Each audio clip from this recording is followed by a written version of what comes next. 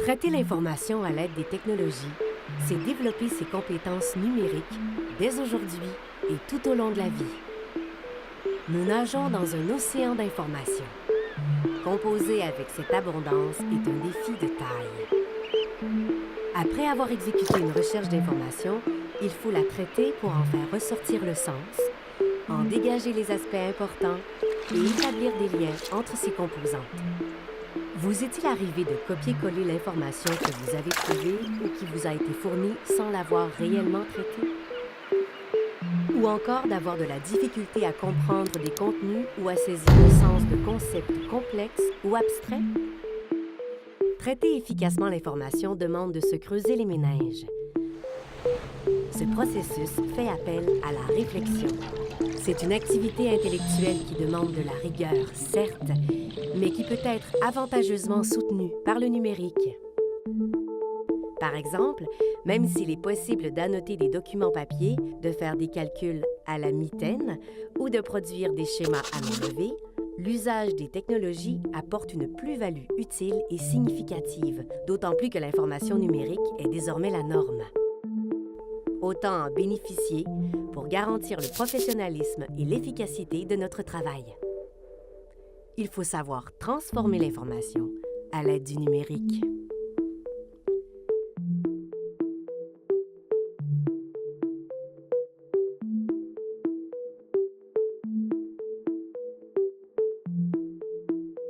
Chercher à se l'approprier, à la comprendre, à approfondir le sujet, à clarifier sa pensée. On produira ainsi un travail de qualité tout en évitant le plagiat. Pour traiter l'information, on en dégage d'abord les éléments pertinents.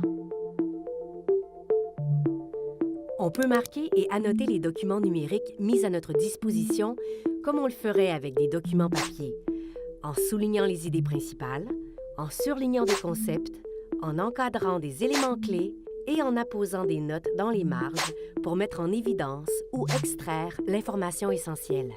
On peut également consigner des données, des faits, des observations, des concepts ou des réflexions sur des supports numériques, tels un traitement de texte, un tableur, une base de données ou un simple bloc-notes. Une fois les éléments pertinents dégagés, on analyse l'information de façon approfondie en appliquant les méthodes appropriées d'analyse de données. Ces méthodes visent à interpréter l'information de manière logique et à lui donner une signification.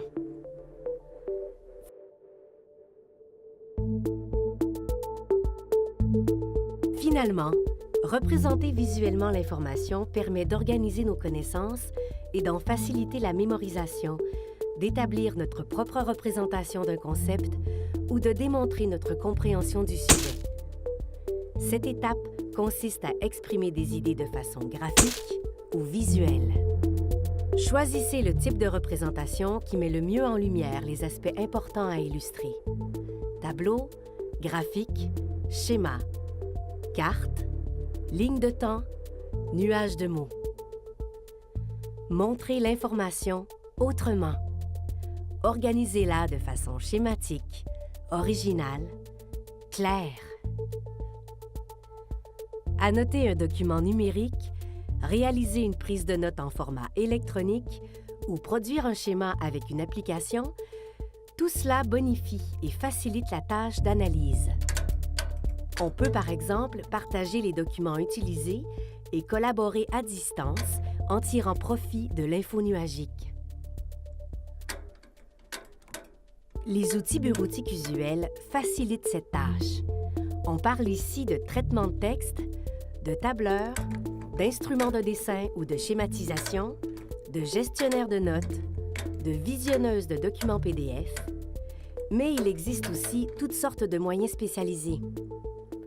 Applications de dessin technique, suites comptables et de gestion, calculateurs mathématiques, bases de données. Exploiter leur potentiel pour traiter efficacement l'information et la représenter de façon percutante.